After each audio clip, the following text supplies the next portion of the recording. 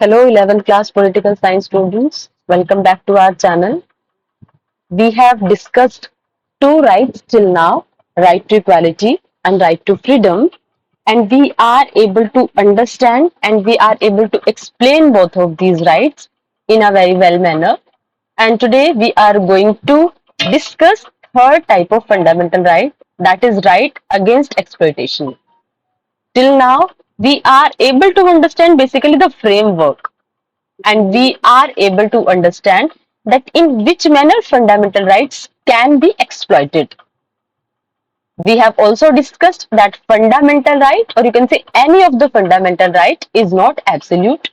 There are some positive restrictions over each and every fundamental right. So today we will discuss right against exploitation.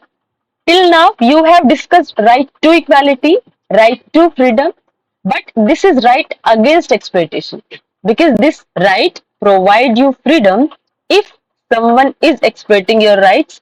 So how can you protect? And which are the provisions in our constitution by which the constitution is ensuring that no any person can exploit our fundamental right.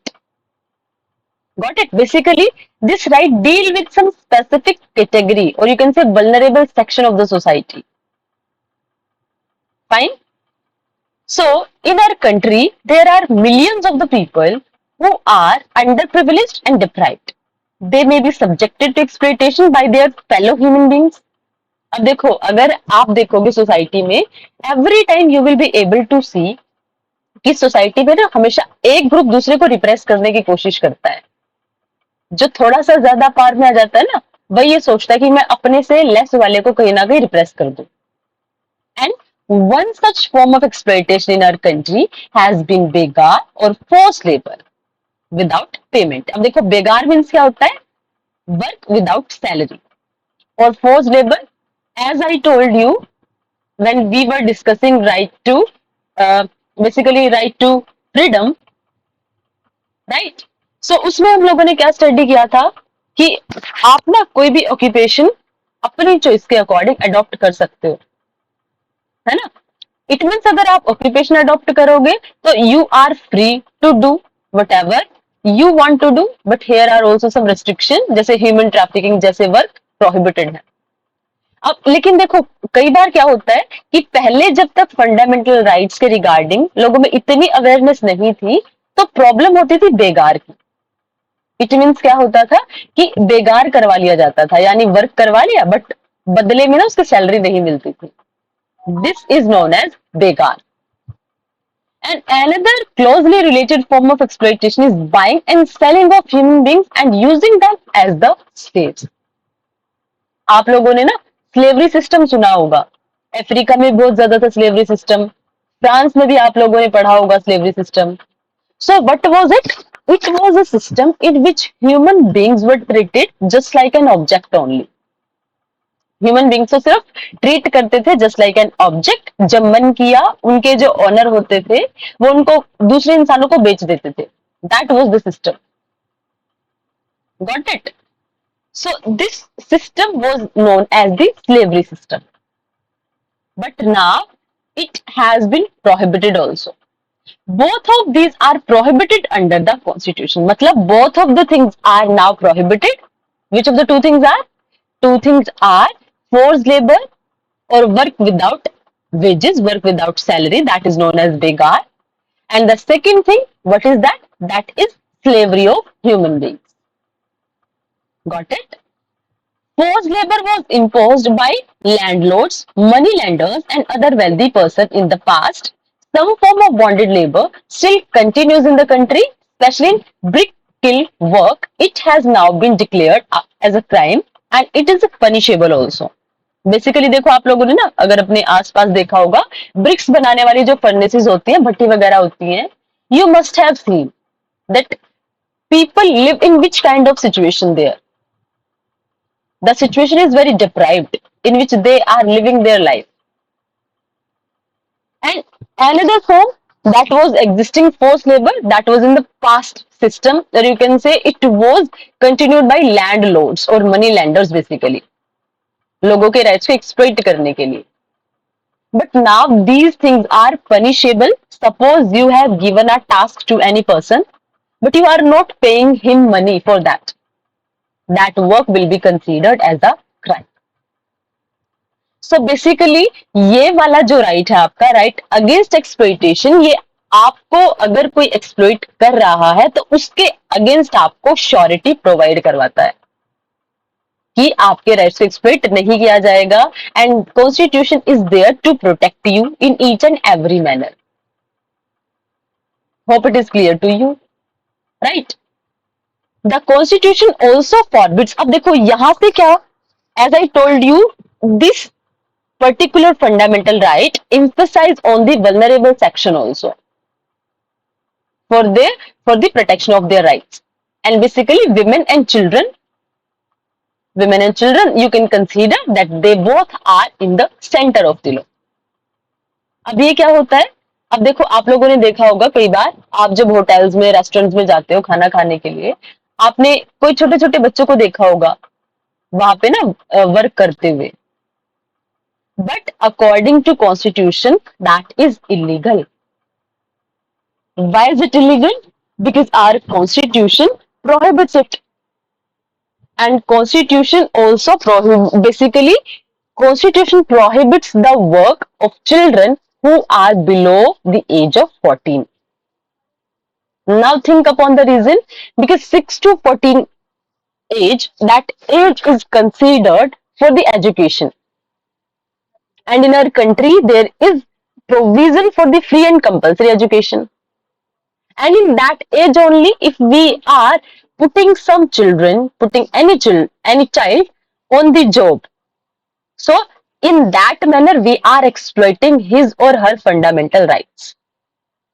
Got it? और basically क्या होता है कि आप उनको ऐसे places में work करा ही नहीं सकते जहां उनकी फैक्ट्रीज हैं, माइंस हैं, जहां बहुत ज्यादा डेंजरस उनके हेल्थ पर नेगेटिव इंपैक्ट पड़ता है. Okay, so these things are considered illegal. Got it?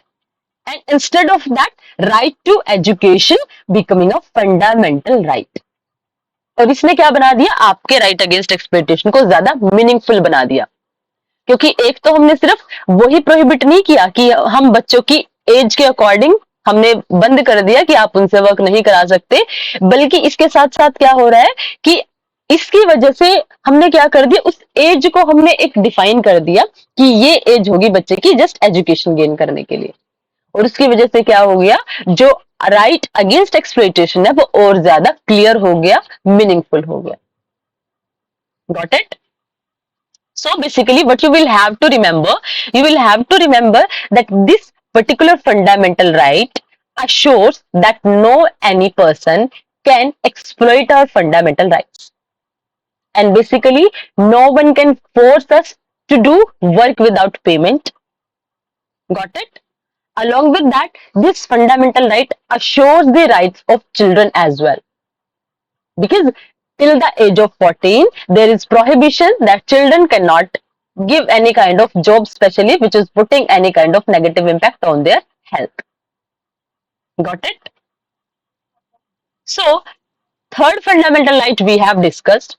Now we are coming on the, you can say, one of the most important fundamental right, that is right to freedom of religion. And why is it important? Because we consider India is a secular state. And if it is a secular state, it means all the religions will be treated equally. Secular state क्या होता है? Where there is no any official religion of the state. That particular state is known as secular state. Got it? And India is following this particular path only because we are having huge diversity on the basis of religion. हमारे यहाँ Hindus हैं, मुस्लिम हैं, Christian हैं, सिख हैं, है ना, Parsis है, जैनीज है, बुद्धिस्ट है. तो इतने सारे लोग हैं. अगर हमने सोचो किसी एक रिलीजन को बता दिया कि ये हमारा ऑफिशियल रिलीजन है, it will create a feeling of insecurity in the mind of minority. That's why we have adopted the concept and you can say the idea of secularism. Got it? So now let us discuss this. According to our constitution, everyone enjoys the right to follow the religion of his or her choice. मतलब हमारा constitution क्या करता है कि आप अपने rights को, religion को जो स्पेसिफिकली आप उसको एंजॉय कर सको, अपनी चॉइस के अकॉर्डिंग, आपकी चॉइस है, आप जिस भी रिलीजन को चाहो फॉलो करो. This freedom is considered as a hallmark of democracy. और ये इतनी ज्यादा इंपॉर्टेंट इसीलिए है क्योंकि एक हॉलमार्क है डेमोक्रेसी की. अब देखो, अगर आप बोल रहे हो कि हमारा जो इंडिया है that is a democratic state, but वहां पे क्या हो रहा है कि अगर आपने लोगों से उनके रिलीजन वाले राइट्स छीन लिए, डेमोक्रेसी का मतलब सिर्फ ये नहीं होता कि आपने लोगों को राइट टू वोट दे दिया, है ना. Democracy is not limited to voting right only, but basically अगर आपके स्टेट में लोग रह कैसे रहे हैं, which kind of feeling they are having toward their state, if they are feeling secure, वो होती है एक्चुअल में डेमोक्रेसी. तो अगर आप लोगों को रिलीजन के नाम पे अश्योर करवा पा रहे हो, so it means it can be considered as the hallmark of democracy. Historically, there were rulers and emperors in different parts of the world who did not allow residents to their countries to enjoy the right to freedom of the religion. और ये देखो, ये यहाँ तो historically आप examples given है, but आप लोगों ने ना 10th क्लास में चैप्टर पढ़ा होगा फेडरलिज्म वाला, और आपने उसमें श्रीलंकन कंटेक्स्ट पढ़ा होगा, है ना. उन्होंने क्या कंसीडर किया हुआ है that Buddhism will be their national religion, official religion you can say. और इसकी वजह से फिर क्या होता है, although the problem was related to language also, but whenever we try to give importance to any particular religion, definitely it will create a problem for the society. Because if we are announcing that this particular state is offering or following this particular religion only, then it will create problem for those people who are not following the same religion, है ना. That's why it is a hallmark of democracy as well. So got it. अब उसके बाद persons following a religion different from that of the ruler were either persuaded or forced to convert to their official religion of the rulers. अब उन्होंने क्या कर दिया कि अगर आप उस रिलीजन को फॉलो नहीं कर रहे हो जो किंग का रिलीजन है, तो आपको क्या करना पड़ेगा, you will have to convert your religion. आपने जब मेडिवल इंडिया कभी पढ़ा होगा तो आपने सुना होगा या फिर कि औरंगजेब ने फोर्सफुली लोगों को रिलीजन चेंज करने के लिए कहीं ना कहीं फोर्स कर दिया बहुत ज्यादा, and that created a problem in the ruling also. Therefore, democracy has always incorporated the freedom to follow the religion of one's choice as one of its basic principles. और इसीलिए हर एक डेमोक्रेसी क्या चाहती है कि वहां पे हमेशा ऐसा हो कि एक्चुअल में डेमोक्रेसी क्या होनी चाहिए, जो सभी को वो रिलीजन प्रोवाइड, वो फ्रीडम प्रोवाइड करवाए कि वो अपने रिलीजन को इंडिविजुअली फॉलो करें, स्टेट उसमें इंटरफेयर ना करे. Got it. अब उसके बाद जब आप आ जाते हो कि इसमें देखो बेसिकली आपको फ्रीडम मिली कौन सी हुई है, on which basis you are saying that India is a secular state. So जो सबसे पहले आपको जो फ्रीडम है that is freedom of faith and worship. इसका मतलब क्या है, फ्रीडम ऑफ फेथ और वर्शिप मतलब कि आपकी चॉइस है, आप जिस मेथड से वर्शिप करना चाहते हो, आपकी चॉइस है, आप जिस पर्टिकुलर सेक्ट में, जिस पर्टिकुलर रिलीजन में फेथ रखना चाहते हो. And it is very important in countries like India because we are very diverse country, है ना. तो everyone in India is free to choose the religion according to his और her choice, and it means freedom of conscience basically, यानी आपकी choice है, right. आपके internal जो हम बोलते हैं ना कि अंतरात्मा क्या बोलती है कि आप अपने विवेक से, अपनी कंसाइंस से आप अपना रिलीजन अडॉप्ट करोगे, चूज करोगे. This means that a person may choose any religion और may choose not to follow any religion. यानी देखो आपकी चॉइस है, आप कोई भी रिलीजन फॉलो करो या कोई रिलीजन फॉलो ही ना करो, आपको कोई फोर्स नहीं करेगा कि आपको कोई रिलीजन ही फॉलो करना है. Okay. Freedom of religion includes the freedom of profess, follow and propagate any religion. अब देखो इसको आप बड़े अच्छे से याद रख लेना कि freedom of religion means actually होता क्या है. फ्रीडम ऑफ रिलीजन मीन्स होता है किसी भी रिलीजन को एक्सेप्ट करने की फ्रीडम, कि आप उसको एक्सेप्ट कर सकते हो, आप उसको फॉलो कर सकते हैं, propagate, you can do some kind of policies for the promotion of your religion also. State उसमें आपको कुछ नहीं बोलेगा। Got it? मतलब आप सिर्फ मान नहीं सकते हो, अपने रिलीजन का प्रचार भी कर सकते हो। Freedom of religion is a subject to certain limitation. The government can impose restriction on the practice of freedom of religion in order to protect public order. और याद रखना, अगर आप कोई भी राइट लिख रहे हो, कोई भी फंडामेंटल राइट बेसिकली आप एक्सप्लेन कर रहे हो, तो any of the fundamental right is no absolute, because there is always some kind of restriction over fundamental rights. तो आपको क्या याद रखना है कि अगर रिलीजन के नाम पे अगर प्रॉब्लम क्रिएट होने के चांसेस हैं, तो स्टेट कुछ ना कुछ रिस्ट्रिक्शंस इंपोज कर सकता है, स्टेट लिमिटेशन सेट कर सकता है। ओके और ये बेसिकली किसके लिए होता है? The government can impose restriction on a practice of freedom of religion in order to protect public order, morality and health. अगर ये सारी चीजें अगर हर्ट हो रही हैं, तो हमारी गवर्नमेंट रेस्ट्रिक्ट कर सकती है रिलीजन को basically. This means that the freedom of religion is not an unlimited right. I think now it is clear to all of you that any of the fundamental right, whatever we have discussed in that thing, we are having a lot of freedom, but every freedom is having some kind of foundation. And freedom of faith and worship is not an exception of that. Got it? In here also, in this particular right also, restriction can be imposed.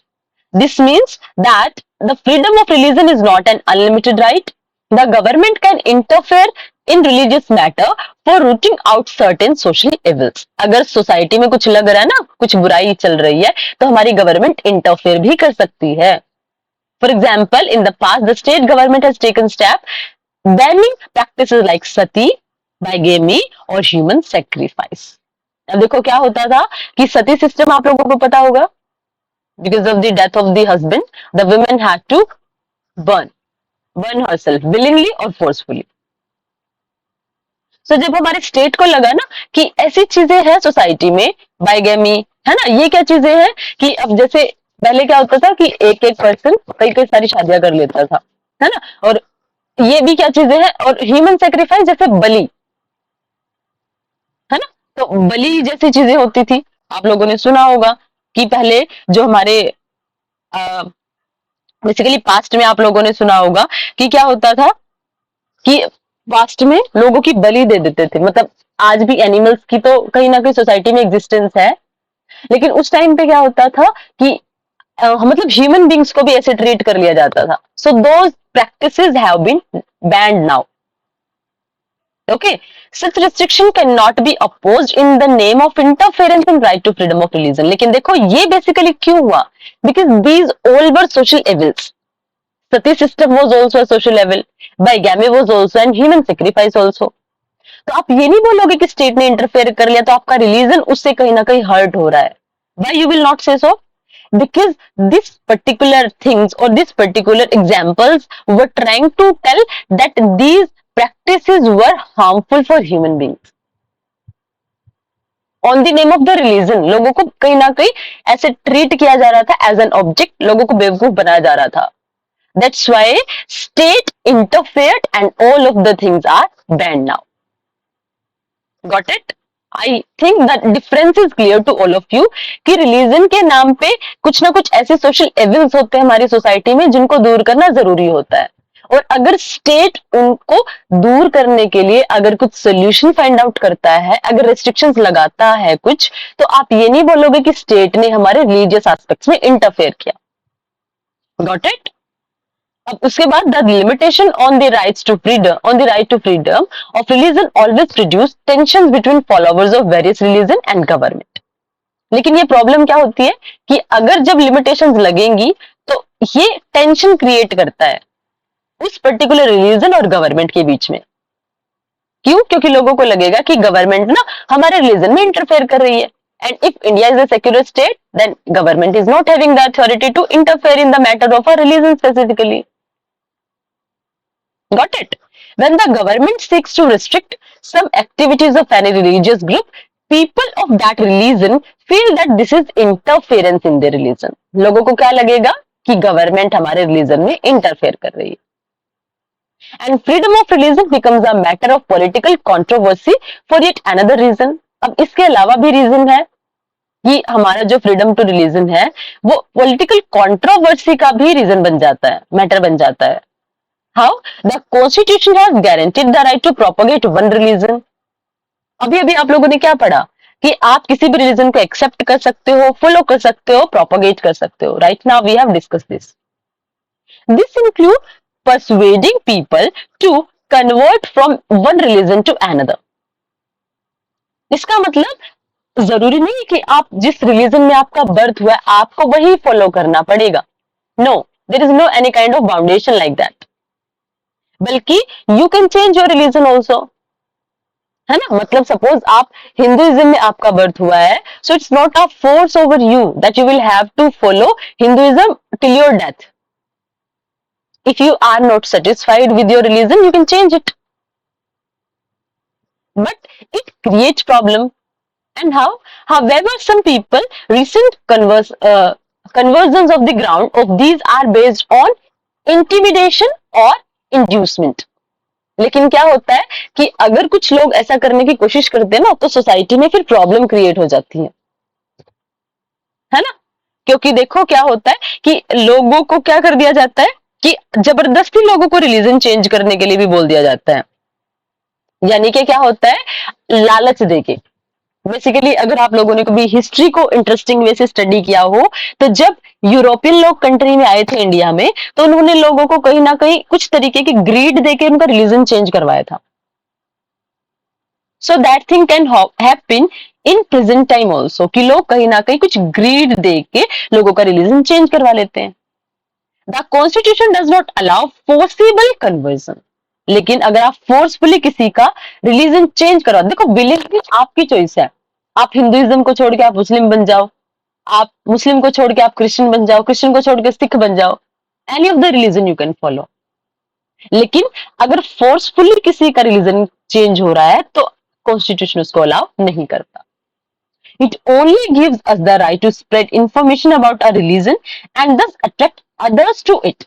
यानी आप क्या बता सकते हो, you can tell the qualities of your religion, that these are the good quality of my religion, you can follow it, you can make the policies, है ना. But if you are trying to create some kind of possible thing, if you are trying to force people to follow your religion, that is not accepted and that is not mentioned and that authority is not given to any citizen by our constitution. Got it? Hope it is clear to all of you till now. अब उसके बाद equality of all the religion. अब इसके अलावा अब देखो आप India को सेक्युलर बोलते हो, क्यों बोलते हो? आप लोगों ने ऊपर कॉन्टेक्स्ट में क्या स्टडी किया? There is no any official religion, है ना. You are able to adopt any of the religion, you can propagate it also. अब इक्वालिटी का मतलब कि एक्चुअल में हम सेक्युलर हैं. क्यों है secular? Because we after being a lot of diversity we are having all the religion in equal aspect. अब देखो being a country which is home of several religion it is necessary that the government must extend equal treatment to different religion. क्योंकि देखो अगर आपने किसी एक particular religion को favour करना शुरू कर दिया हमारी गवर्नमेंट ने तो इट विल क्रिएट प्रॉब्लम्स ना. क्योंकि जो इनसिक्योरिटी होगी वो कहीं ना कहीं अराइज हो जाएगी माइनॉरिटीज के माइंड में. And insecurity always led to violence only. अब इसके बाद negatively it means that the government will not favour any particular religion. India does not have any official religion. ये किसी भी पर्टिकुलर अगर आप कंसीडर करते हो एक सेक्युलर स्टेट उसकी सबसे बड़ी आइडेंटिफिकेशन यही होती है कि उसका कोई ऑफिशियल रिलीजन नहीं होता है. It means we do not have to belong to any particular religion in order to be the prime minister or president or judge or any other public official.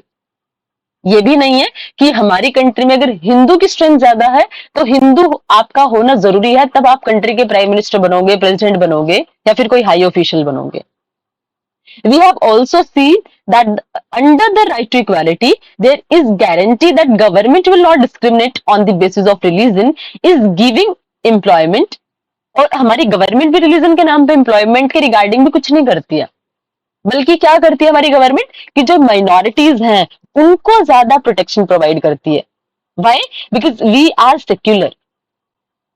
And if we are secular, so there should be no any kind of tension in the mind of minority on the basis of their religion specifically. Got it? The institution run by the state will not preach any religion or give religious education, not will they favor persons of any religion. अब क्या होगा, कोई religious education नहीं दी जाएगी, मतलब जबरदस्ती आप लोगों का रिलीजन चेंज नहीं कराओगे, कोई रिलीजियस एजुकेशन नहीं दोगे, राइट? उसके अलावा क्या नहीं करोगे, किसी को अपने फेवर में करने के लिए ताकि आप लोगों को फेवर में कर लो, वो भी चीजें नहीं होंगी. अलॉन्ग विद दैट देखो क्या नहीं होगा कि एजुकेशन क्यों नहीं होगी, क्योंकि education is the biggest tool by which we can change the mind of young ones. And that's why if we follow the education which is based upon a particular religion, it will create problem, it will create an impact, and that will create problems in the society. That's why we are having the provision in our constitution, then there will be no any religious education in any of the education institute. The objective of this provision is to sustain and nurture the principle of secularism. और ये सारे जो rights आपने दिए कि आप कोई भी रिलीजन मानो, प्रमोट करो, प्रोपागेट करो, कोई ऑफिशियल आप एजुकेशन प्रोवाइड नहीं कराओगे, रिलीजियस से रिलेटेड एजुकेशन प्रोवाइड नहीं कराओगे, स्टेट की हाईएस्ट पोजीशन के लिए आपको किसी रिलीजन को फॉलो नहीं करना, ये सारी चीजें क्यों हैं? Because these things provide us to sustain or to work upon the idea of secularism. Got it? Because India follow the path of secularism only. Got it? Hope right to religion is clear to all of you. If you are having any kind of doubt and query, you can ask your doubts in comment section. Next two rights we will discuss in next video. Till then, stay connected, keep learning. Thank you. Thanks a lot.